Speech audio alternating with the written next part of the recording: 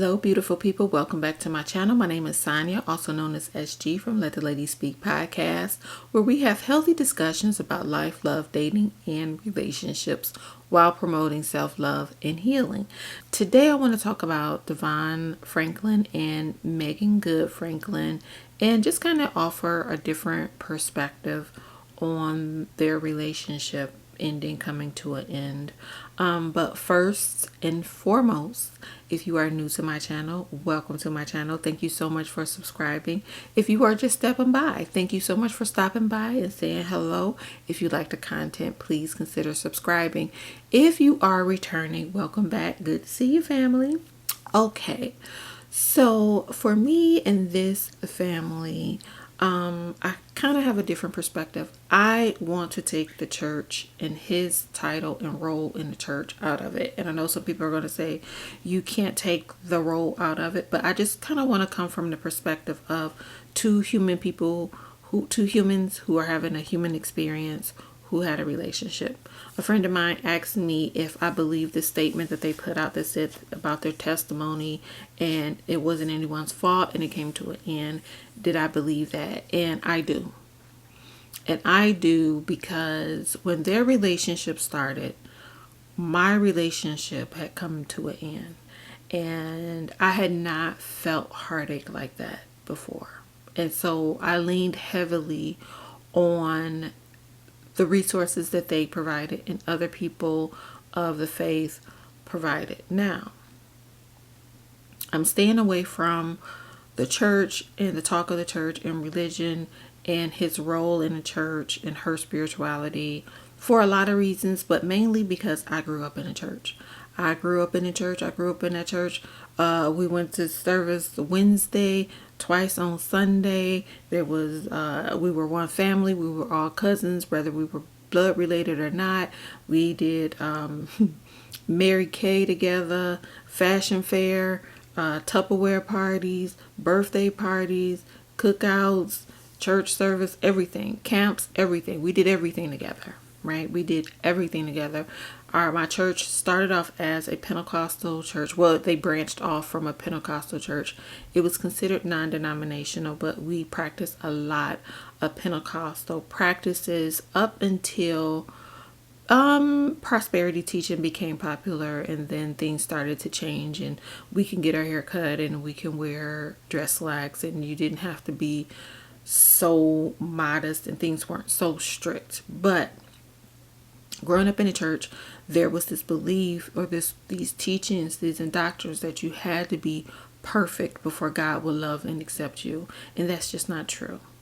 And so I left the church once I got permission. I had to get permission to leave. I got permission to leave the church. And then I started my own journey and my own relationship with God later. And so I want to stay away from that because we all have our different beliefs. And I don't want to put my beliefs, my thoughts, my views off on anybody else.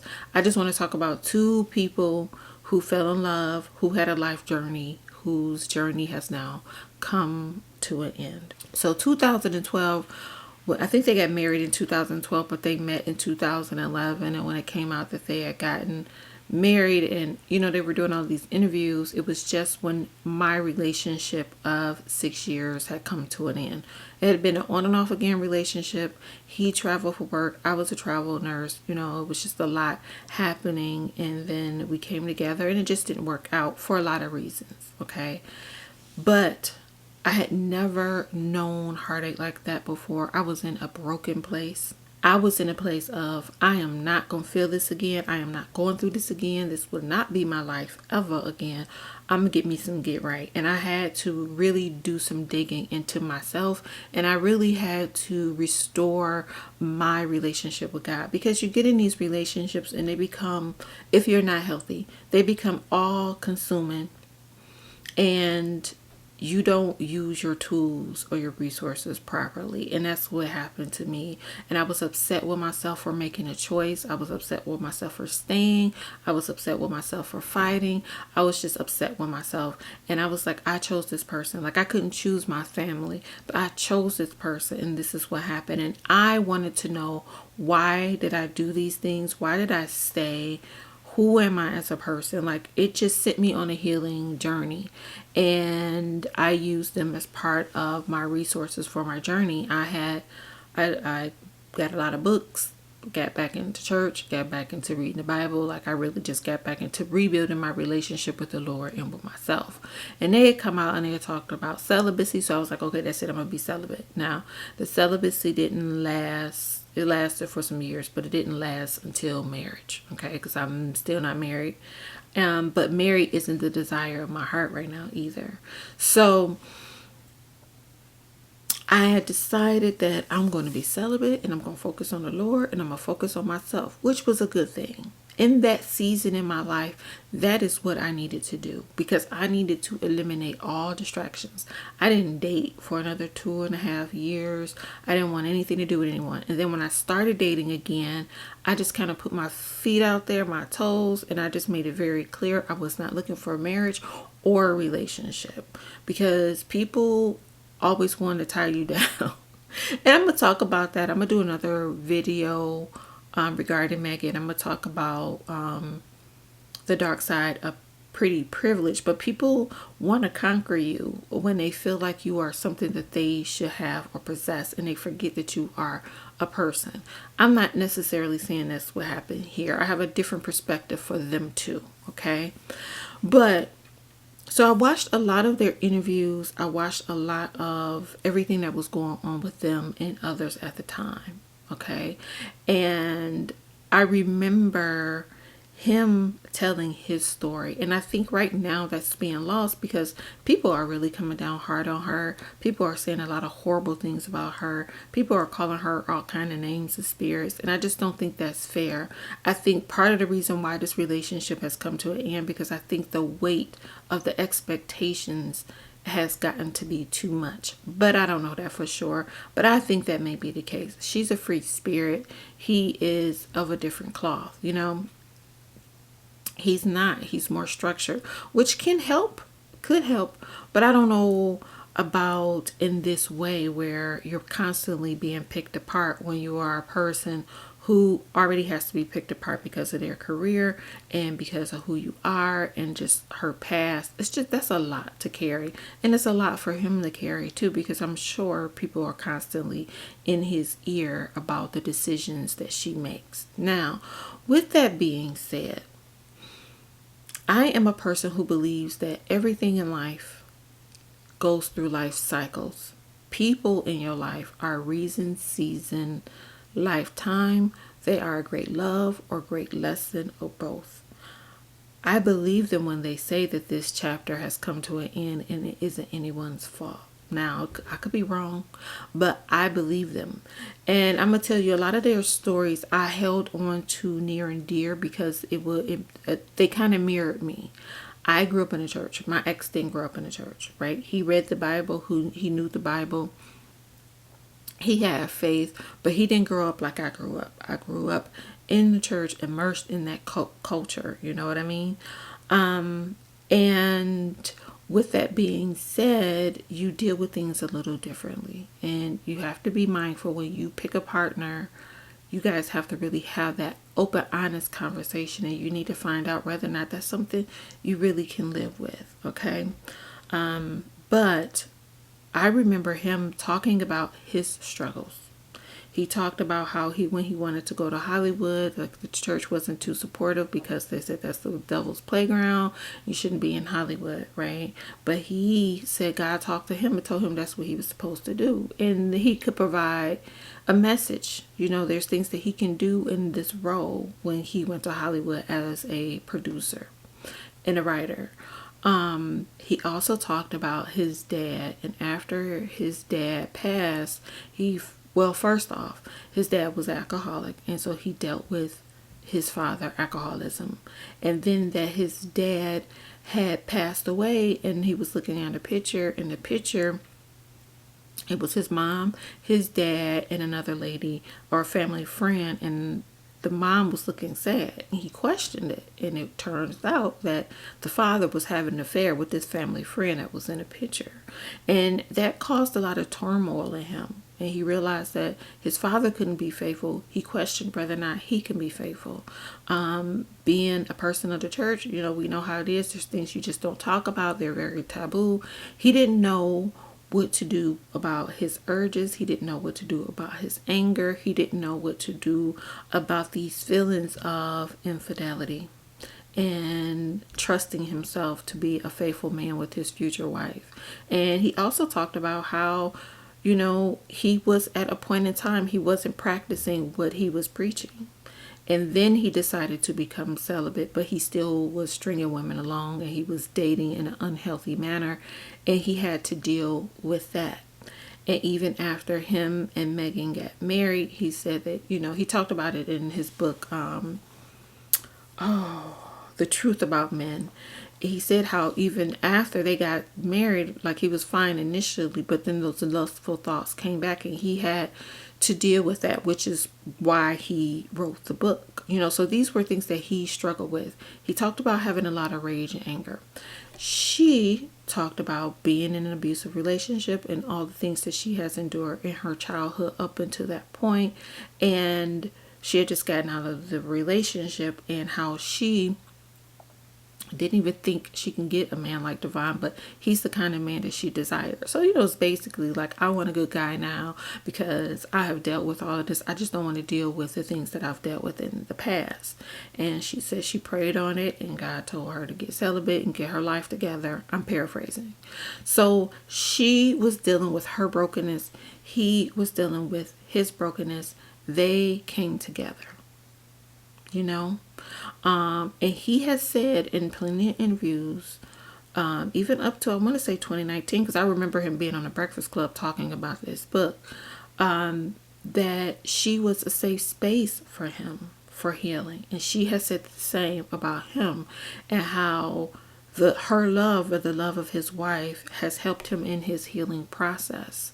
And she has said the same for him. So, do I believe that they have a testimony? Yes. Do I believe that their time may have come to an end because their season is over? Yes, I do. Because I remember them having that conversation, and him talking about dealing with his inability to communicate, and his lust, and his rage, and his anger, and her talking about dealing with her brokenness and everything that she had dealt with and her bad decisions. And they were just trying to figure it out. I think they helped each other through that season of their life. Now, could it have been he wants children, she doesn't? Could have been. But, I asked when we were having this conversation, and I even put it in the comments somewhere. He chose her. Why did he choose her? Why did he choose her? Why did he decide to provide and protect her? Because he did that. He wouldn't let anybody disrespect her or speak poorly about her. He publicly, I don't know what was said behind closed doors, but publicly, he supported her being who she was. And I remember them having a conversation about how, he had to do what he needed to do for his life.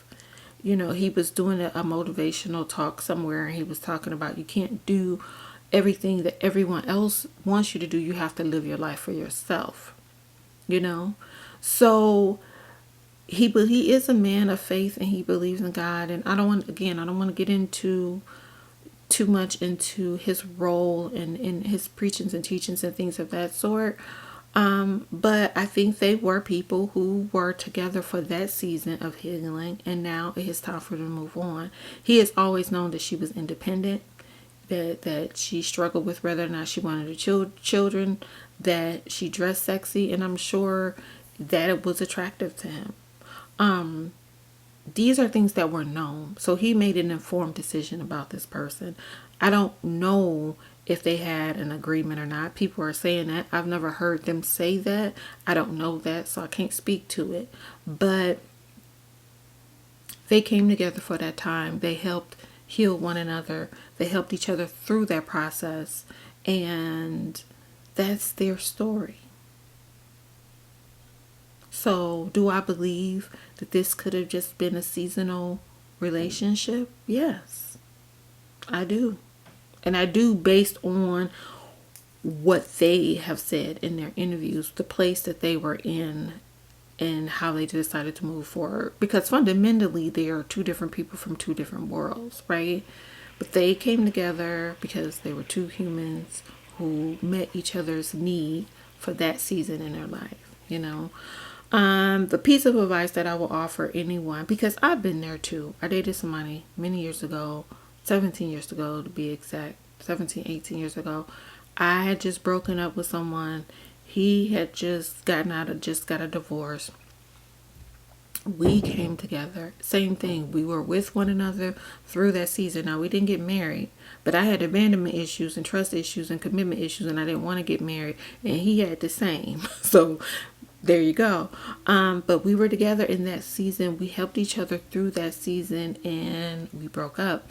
To this day, we're still very good friends. To this day, there's a lot of respect there. To this day, there's a lot of trust there. To this day, we are safe in each other's lives as far as being someone that we can really have a conversation with.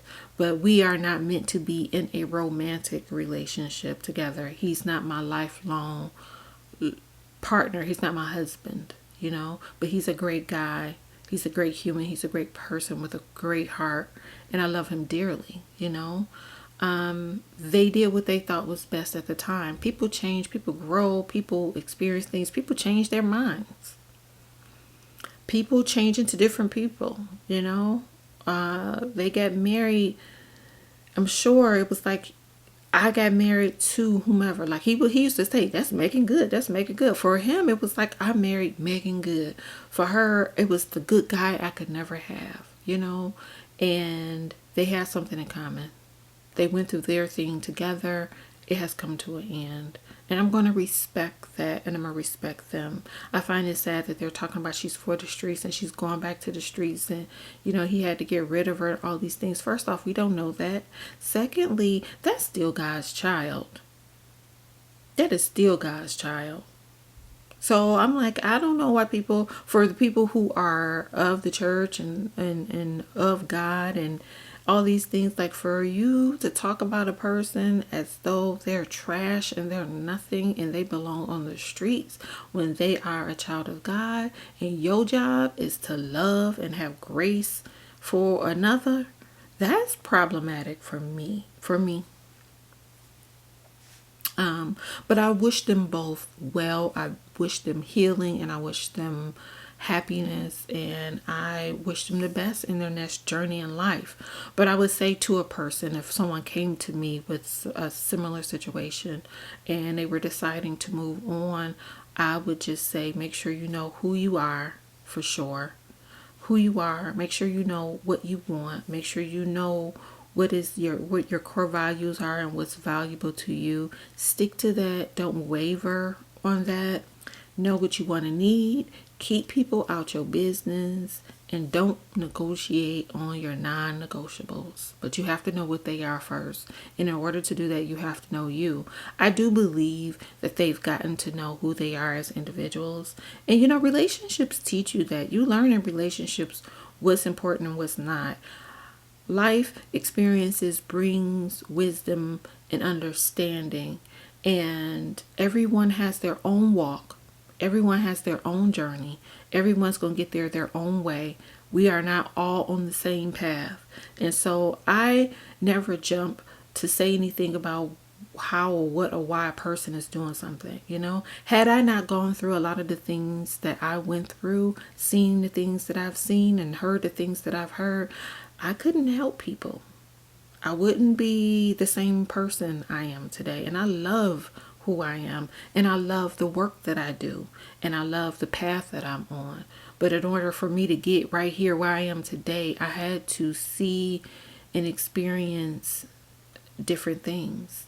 And a lot of people couldn't have gone through what I went through, just like I couldn't have gone through your journey. So I keep my opinions about a person's place, journey, life. That's not, you know, you don't know the plan that God has for them. He's there. He created them. He knew who they were before the beginnings of the earth. So who am I to say what he said to them or what he did for them, or the path that they're supposed to be on. So I just wish we as a people will just, and I'm not talking about race, I'm talking about human, just people, would just offer people grace and mercy.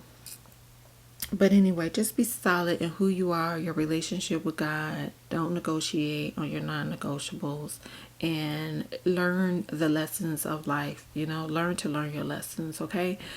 I hope you like this content. Please don't forget to like, share, and subscribe. I wish you the very best, and please don't forget to love you for who you are. Have a wonderful evening. Hugs and kisses. Bye-bye.